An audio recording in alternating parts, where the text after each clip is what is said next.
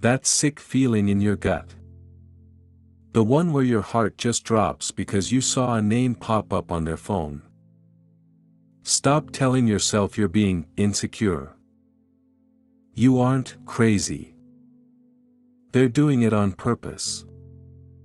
Usually, it starts with something stupid, a story about someone at work who actually listens, or a like on an ex's photo from 3 years ago. It's just a tiny jab to make you look over your shoulder. And now, you aren't even a partner anymore. You're a detective. You're looking for clues. You're wondering why that person gets the fast, funny replies while you're sitting right there getting a cold shoulder and a, yeah, whatever. It's exhausting, isn't it? Biting your tongue because you don't want to be the drama. You're literally shrinking yourself, trying to be more fun, more chill, whatever, just to prove you're better than some ghost they're dangling in front of you. But look, that other person. They don't even matter. They could be anyone. They're just a tool to poke you and watch you jump. It's not about them being better than you. It's about the high they get watching you scramble for a scrap of their time. They're enjoying the show. They're watching you fall apart just to stay in the game. They don't want to choose someone, they want to be the prize in a race that never ends. You think you're fighting for a relationship, but you're just feeding an ego that's never, ever going to be full. You're not competing for love. You're being performed for. And the only way to stop losing is to stop running the race. The worst part isn't even the other person. It's the way you start looking at yourself through their eyes. Suddenly, you're not just you anymore, you're a list of things you aren't doing as well as them. It starts with those tiny, pointed comments that feel like a paper cut. They'll mention how refreshing it is that this new person never complains, or how impressive it is that their ex handled stress so much better than you do. They're rewriting the script of your life in real time, and you're just standing there, trying to catch up. You find yourself doing this weird, mental gymnastics. You start analyzing the way you talk, the way you dress, even the way you laugh. You're looking for the flaw, the thing that's making them look elsewhere. You think if you can just figure out what that other person has, you can replicate it. You can become the version they want. So you try harder. You become more accommodating. You start over-explaining your worth, trying to remind them of all the times you were there, all the things you've done. But see, that's the trap. You're trying to solve a problem that doesn't exist. They don't actually want you to be more like the other person. If you magically turned into them tomorrow, the predator would just find a new ghost to haunt you with. The point isn't the comparison, the point is the doubt. They want you unsteady. They want you looking in the mirror and seeing a fixer-upper instead of a person. Because as long as you're busy trying to fix yourself, you're too distracted to notice that they're the ones breaking you. You're so focused on winning the comparison trap that you don't realize the game is rigged from the start. You're being measured against a fantasy, a curated version of someone else that doesn't even exist in reality. It's a slow-motion demolition of your self-esteem, and they're doing it with a smile and a just being honest shrug. They've turned your relationship into a performance review, and guess what? You're never going to get the promotion. Because the moment you feel secure, they lose their power. They need you hungry for their approval, and the best way to keep you hungry is to keep the plate just out of reach. Have you noticed how they suddenly become the most helpful, amazing person to everyone except you? That's the setup. They'll spend hours on the phone giving advice to that coworker, or they'll go out of their way to do a favor for an ex, all while they can't even be bothered to ask how your day was. They are creating a world where you are the only one struggling to get a drop of water, while everyone else is at the open bar. It's a calculated move.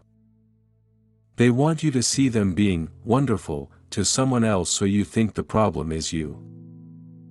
You start thinking, if I just stopped being so needy, or if I was more supportive like that other person, maybe I'd get that version of them back. You're literally starving while you watch them hand out gourmet meals to strangers. And then comes the accidental comparison. They'll mention how much fun they had with so-and-so, or how that other person really gets their sense of humor. It's a ghost competition. You're fighting an opponent who isn't even in the room, and the worst part, the other person probably doesn't even know they're being used as a weapon against you. They're just a pawn, and you're the target. You find yourself scrolling through social media, looking at this other person's life, trying to find the magic they have. You're checking their outfits, their hobbies, their posts, trying to decode what makes them better. You've turned into a version of yourself you don't even recognize. You're obsessive, you're anxious, and you're constantly on edge. And that's exactly where they want you. Because when you're in that state, you're easy to handle. You're so busy trying to win the Hunger Games that you stop asking why you're in the arena in the first place. You stop noticing that the prize is a person who treats your heart like a footstool. They want you to believe that their love is a limited resource, and you have to outperform everyone else to get a piece of it. But here's the reality. Love isn't a trophy. It's not something you should have to audition for every single morning. If you have to win someone's attention away from a stranger or an ex, you haven't won anything at all. You've just signed up to be a permanent backup dancer in the Me show. They don't want a partner, they want a fan club that's willing to fight for a front row seat. They're feeding off the chaos. They're eating your energy while you starve for a crumb of validation. The only way to win the Hunger Games is to realize the arena is a hallucination. You don't have to beat the other person. You just have to walk out of the stadium and let them perform for an empty room. So, you finally hit a breaking point. You bring up the friend, the ex, or the constant comparisons, and you expect an apology. You expect them to see the tears and the exhaustion and finally say, "I'm sorry, I didn't realize I was hurting you." But that's not what happens. Instead, you get the masterstroke, the flip. Suddenly, the fact that you're upset is the real problem. They look at you with this calm, pitying expression and tell you that your insecurity is becoming toxic. They'll say things like, "I can't even have friends without you interrogating me," or, "Why are you so obsessed with my past?" In 10 seconds, the conversation has shifted from their shady behavior to your mental health. They've spent months starving you of attention and dangling other people in your face, but the moment you react to the hunger, they call you a glutton. This is the peak of the performance. They've successfully used a third person to make you feel small, and now they're using your reaction to that person to make you feel crazy. It's a closed loop. If you stay quiet, you're being eroded. If you speak up, you're controlling. You're trapped in a game where the only move that doesn't result in a penalty is total, silent submission. Think about the energy you've spent trying to fix this. You've probably written long texts explaining your feelings, only to have them ignored or mocked. You've probably apologized for things you didn't even do, just to stop the cold shoulder. You're fighting for a version of them that doesn't exist, while they're busy building a case against you with the very people they're using to triangulate you. That's the part that stings the most, the realization that they might be telling that third person the same lies about you. To them, you're the crazy ex-in-waiting. You're the difficult one. They're setting the stage for the next person before they've even finished with you. It was never about love. It was about supply. You were just a battery they used until the charge got low, and now they're plugging into someone else right in front of your face to see if you'll spark. Stop giving them the electricity. Stop being the jealous character in their script. The only way to win a game this rigged is to get up from the table, leave the prize behind, and let them find someone else to perform for. You aren't losing a partner, you're escaping a circus. Here's the thing that's going to sting, but you need to hear it. They aren't going to choose you. But they aren't going to choose them either. A person like this doesn't actually choose people, they choose functions. Right now, your function is to be the one who stays, the one who begs, the one who provides the steady ego boost of being fought for. That other person. Their function is just to be the shiny new mirror that doesn't show the predator's cracks yet. You have to stop waiting for a winner to be announced. In this game, the only prize for winning is getting to stay with someone who treats your heart like a disposable battery.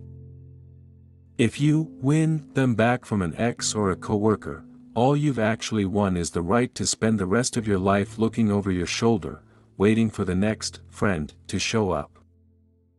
It's time to stop the detective work. Delete the tabs. Stop checking the likes. Stop trying to figure out what that other person has that you don't. They don't have anything special, they just haven't been drained dry yet. You aren't losing a competition, you're being retired from a factory. The moment you stop reacting, the game breaks. They need your jealousy. They need your tears. They need you to be small so they can feel tall. When you finally stand up, drop the rope, and walk out of the arena, the whole setup collapses. They'll try to bait you one last time, maybe a post with that person, maybe a text, checking in, but it's just more stagecraft. You aren't a contestant. You're a person who deserves a room where the doors don't have locks and the table only has 2 chairs. Walk away from the circus. Let them find a new audience. The talk is over. The rest is yours.